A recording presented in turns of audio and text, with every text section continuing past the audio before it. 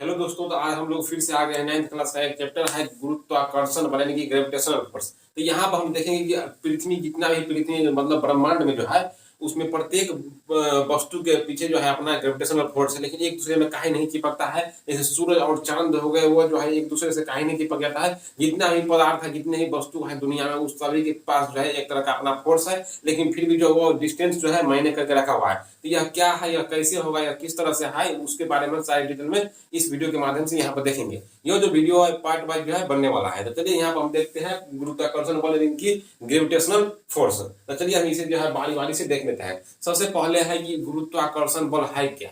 गुरुत्वाकर्षण बल है क्या, इसे हम समझते हैं पूरा डिटेल में। तो अगर गुरुत्वाकर्षण बल का मान हम अगर देखेंगे तो गुरुत्वाकर्षण बल एक ऐसा बल है जो पूरे ब्रह्मांड में प्रत्येक वस्तु को जो है एक दूसरे को जो है आकर्षित करता है। प्रत्येक वस्तु जो है ब्रह्मांड में प्रत्येक दो वस्तु जो है वो एक दूसरे को जो है ग्रेविटेशनल फोर्स लगाता है। लेकिन फिर यहाँ से क्वेश्चन हो जाता है कि प्रत्येक वस्तु जो है वो एक दूसरे को और चिपक कहीं नहीं जाता है। जब फोर्स लगाता है, हम इधर से फोर्स लगा रहे हैं, देखिए ये दोनों वस्तु है, तो ये दोनों वस्तु के बीच जो है क्या है, ग्रेविटेशनल फोर्स लग रहा है। अगर ग्रेविटेशनल फोर्स लग रहा है तो ये दोनों चिपक कहीं नहीं जा रहा है। अब यहाँ से हम बात करेंगे, यहाँ इसे हम देखेंगे अभी। अब हम बात करते हैं सूरज और चांद के बीच में। सूरज और चांद आपस में क्यों नहीं चिपकता है। धरती हो गया और सूर्य हो गया, वो दोनों के बीच तो काफी ग्रेविटेशनल फोर्स लग रहा है, फिर भी जो वो दोनों जो है अपना डिस्टेंस मैनेज किया हुआ है। ये सब काहे हो रहा है, इसके बारे में हम डिटेल से यहाँ पर देखेंगे। चलिए हम पहले देख लेते हैं कि गुरुत्वाकर्षण बल का जो है परिभाषा क्या है, उसके बाद जो हम धीरे धीरे सारी चीज को जो है यहाँ पर कवर करेंगे। तो गुरुत्वाकर्षण बल का अगर हम परिभाषा के बारे में देखेंगे तो वैसे नॉर्मली हम याद कर सकते हैं कि गुरुत्वाकर्षण बल एक ऐसा बल है जो पूरे ब्रह्मांड में किसी भी दो वस्तु के बीच जो है वो आपस में लगता है, उसे हम गुरुत्वाकर्षण बल कह देते हैं। यह तो हो गया याद करने के लिए कि पूरे ब्रह्मांड में किसी भी दो वस्तु हो, चाहे कोई भी हो, ये पेन हो गया, ये पेन हो गया, ये हम हो गया, ये दोनों हमरा मतलब हम के बीच और ये पेन के बीच जो है क्या है, गुरुत्वाकर्षण बल लग रहा है। ये दोनों मार्कर के बीच जो है क्या है, गुरुत्वाकर्षण बल लग रहा है। ये हो गया कैमरा हो गया, ये हमारे बीच भी गुरुत्वाकर्षण बल लग रहा है। ये हम हो गया और बोर्ड हो गया, दोनों के बीच जो है क्या है, गुरुत्वाकर्षण बल जो है लग रहा है। तो किसी भी दो पदार्थ की या किसी भी दो बॉडी के बीच जो है गुरुत्वाकर्षण बल लग रहा है। तो ब्रह्मांड में कोई भी दो वस्तु है जिसके पास जो है दोनों के आपस में जो है गुरुत्वाकर्षण बल लग रहा है। इसका परिभाषा क्या है, हम इसे देख लेते हैं। अभी देखिए कि इस पूरे ब्रह्मांड में उपस्थित दो कण, दो पदार्थ या दो वस्तु या दो बॉडी जिनके पारस्परिक आकर्षण जो होता है उसे गुरुत्वाकर्षण कहते हैं। देखिए इस पूरे ब्रह्मांड में उपस्थित दो कण के बीच पारस्परिक आकर्षण जो होता है उसे गुरुत्वाकर्षण कहते हैं। उनके बीच जो बल लगता है उसे गुरुत्वाकर्षण बल हम कह देते हैं। इनके बीच जो बल लगता है उसे हम क्या कहते हैं, गुरुत्वाकर्षण बल कह देते हैं। अब यहाँ पर क्वेश्चन आता है कि दोनों बीच के जो बॉडी है, दो वस्तु है, इस दोनों बॉडी के बीच जो है गुरुत्वाकर्षण बल लग रहा है, तो ये दोनों जो है वो आपस में सट क्यों नहीं जा रहा है। तो हम यहाँ पर आप समझते हैं, आपको एग्जाम्पल के जरिए हम यहाँ पर समझाते हैं क्यों नहीं सट रहा है। देखिए यहाँ से क्या है कि इसे हम मान लेते हैं, यह जो है क्या है, तो इसे हम मान लेते हैं कि अर्थ है। ये क्या है, यह जो है यह अर्थ है। अर्थ जो है यह जो है क्या है, एक हम इसे मान लेते हैं, ये जो है एक जो है मैन है, एक आदमी है। यहाँ पे देखिए यह जो है आदमी है, आदमी, और जो है यह देखिए जो है एक तरह से हम एप्पल मान लेते हैं, यह जो है सेब। देखिए अब जो है हमारा क्या है कि आदमी और एप्पल के बीच जो है क्या है कि ग्रेविटेशनल फोर्स लग रहा है। क्या लग रहा है, ग्रेविटेशनल फोर्स लग रहा है। अब बताइए यहाँ पर कि ये दोनों जो है आपस में परस्पर जो है वो जुट क्यों नहीं जा रहा है, परस्पर सट क्यों नहीं जा रहा है।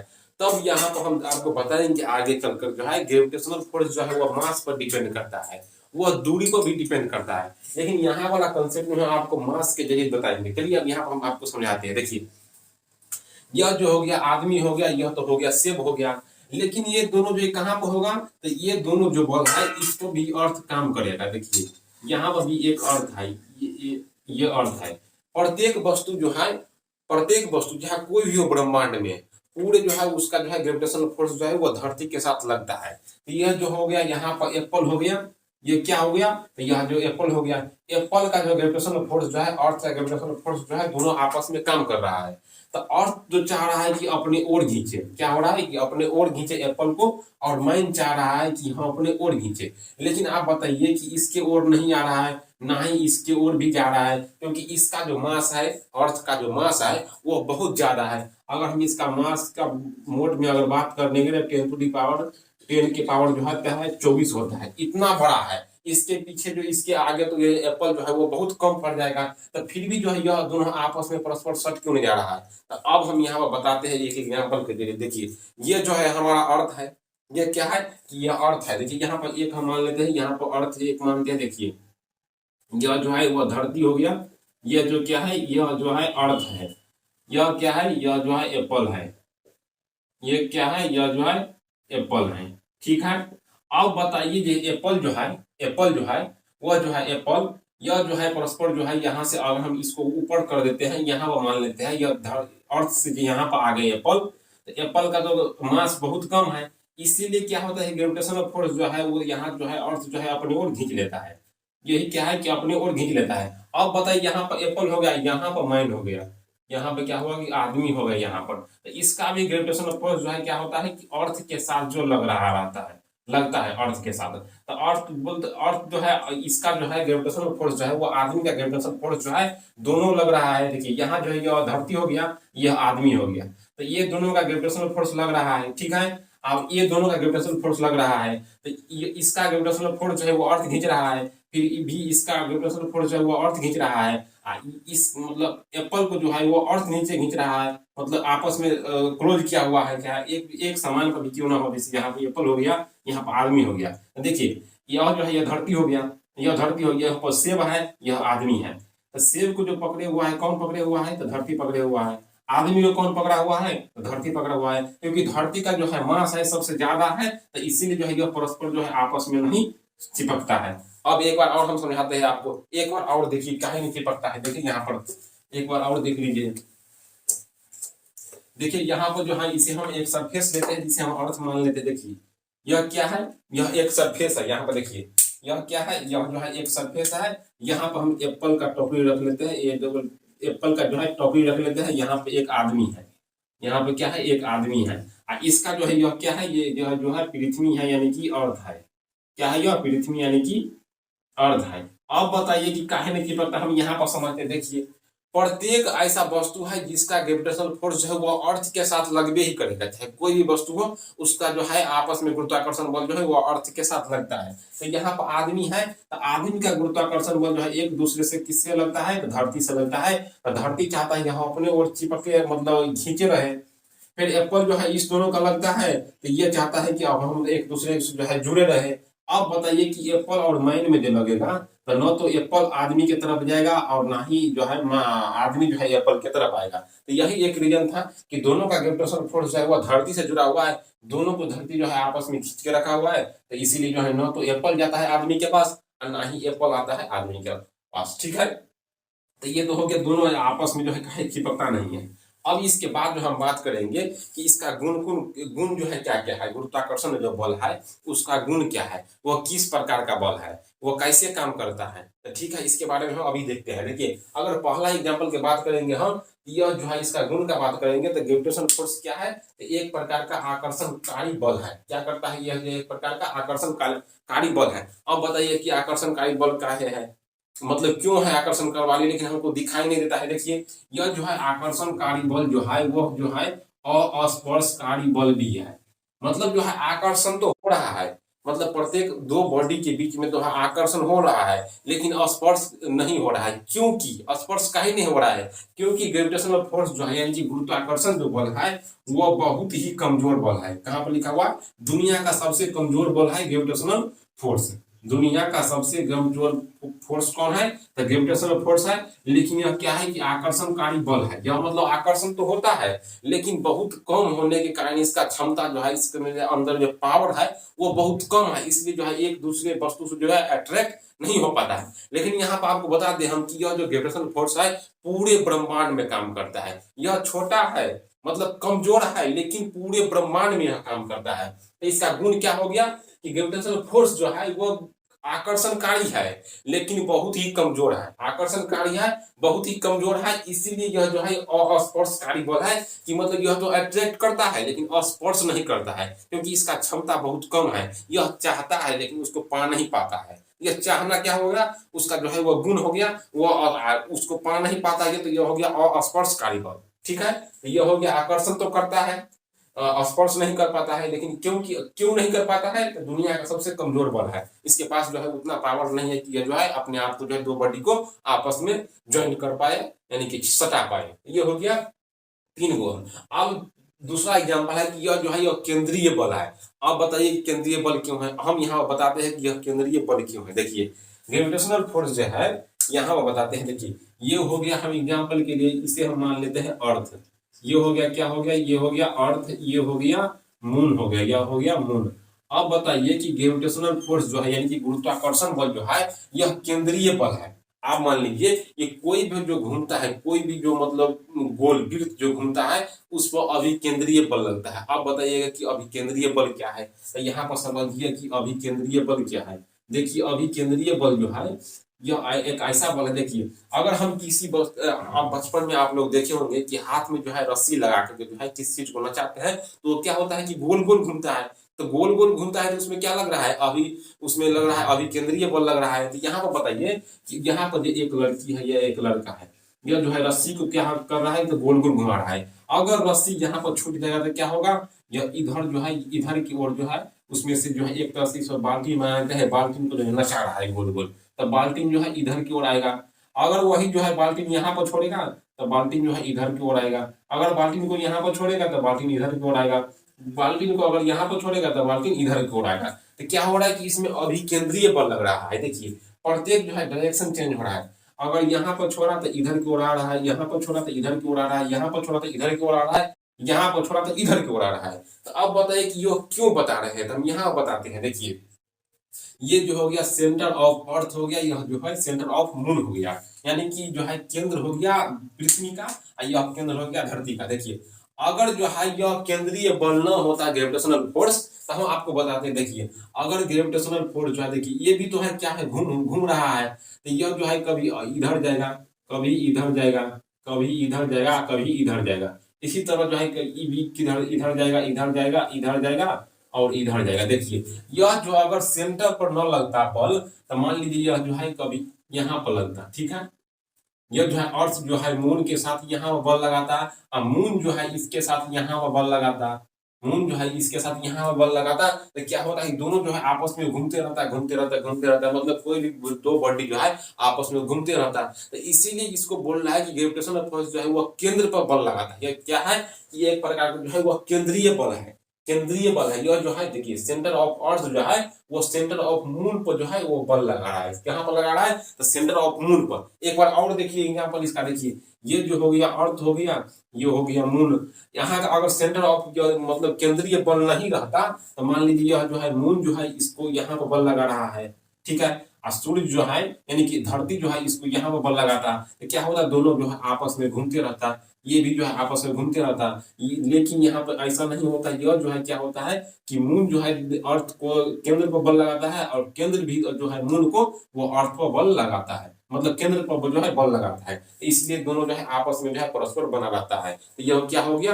अभिकेंद्रीय बल ये हो गया। लेकिन आप यहाँ बताइएगा कि जो है चांद और सूरज जो है आपस में क्यों नहीं सट जाता है? इसका तो मास अब बहुत है। धरती और जो है चांद क्यों नहीं सटता है, आपस में क्यों नहीं चिपकता है? इसके पास जो ग्रेविटेशनल फोर्स है। आप बोलिए कि अभी अभी बताए थे कि जो है ग्रेविटेशनल फोर्स बहुत ही कमजोर बल है, लेकिन ऐसा नहीं है, उसका मास ज्यादा है। अब ग्रेविटेशनल फोर्स जो है आगे तक तो हम अभी बताएंगे आपको, ग्रेविटेशनल फोर्स जो है वह मास पर डिपेंड करता है और दूरी पर भी डिपेंड करता है। तो सूरज और चांद के बीच में जो है दूरी, जो है दूरी की अपेक्षा जो है द्रव्यमान बहुत ही ज्यादा है। अब बहुत ही ज्यादा है फिर भी नहीं सट रहा है। तो क्यों नहीं सट रहा है हम यहाँ पर आपको बताएंगे कि धरती और चांद के बीच में जो है मतलब बहुत कम दूरी है।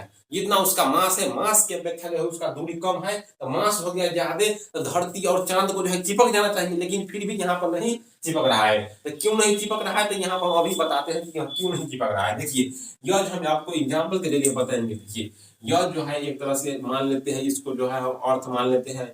यह जो हो गया यह मून हो गया। इसका डिस्टेंस जो है वह डिस्टेंस की अपेक्षा जो है इसका मास बहुत बड़ा है। तो यह क्या है? यह जो है अर्थ है, यह जो क्या है, यह जो है मून है।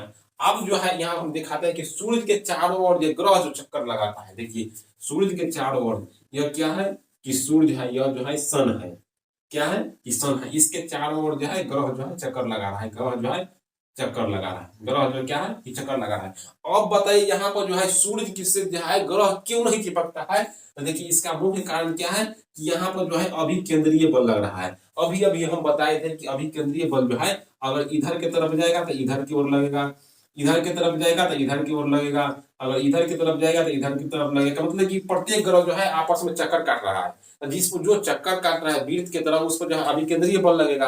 अभिकेंद्रीय बल जो है एक प्रकार का अपोजिट बल लगता है। देखिए अगर सूरज जो है इधर की ओर खींचेगा तो ग्रह जो है अभिकेंद्रीय बल के कारण जो है इधर फोर्स लगाएगा, मतलब वह इधर खींचेगा, यह जो है सूर्य जो है वो इधर खींचेगा। तो इसलिए जो है दोनों में आपस में जो है परस्पर जो है वो संबंध बना रहता है, नहीं जो है एक दूसरे के पास जाता है। फिर एक बार आप समझिए, देखिए यह सूर्य हो गया, यह जो एक प्रकार का धरती, धरती मतलब धरती से मान लेते हैं या अर्थ मान लेते हैं, यह घूम रहा है।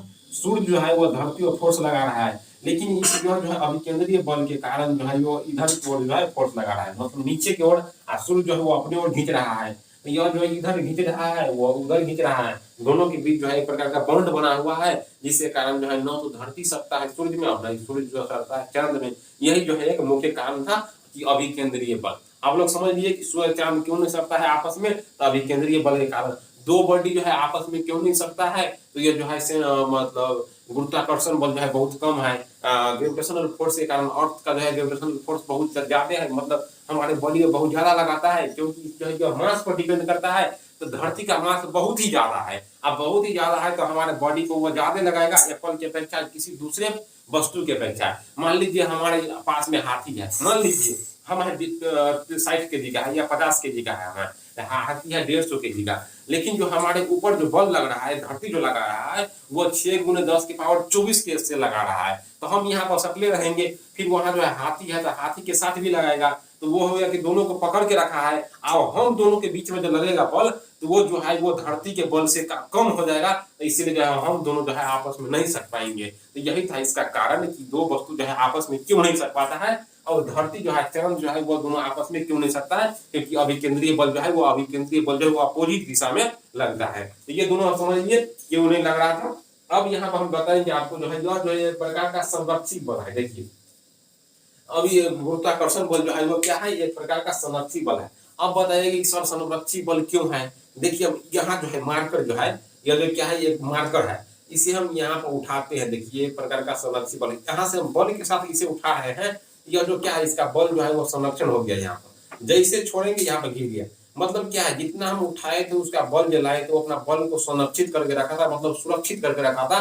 जैसे हम छोड़े अपना बल के साथ नीचे आ गए, इसी को हम कहते हैं संरक्षित बल। इसका जो 11th में एक भास्ट चैप्टर है, इसे हम आगे जाकर देखेंगे। अब हम यहाँ बताए थे दो और चीज बचा हुआ है कि यह जो बल है वह द्रव्यमान के गुणनफल के समानुपाती होता है।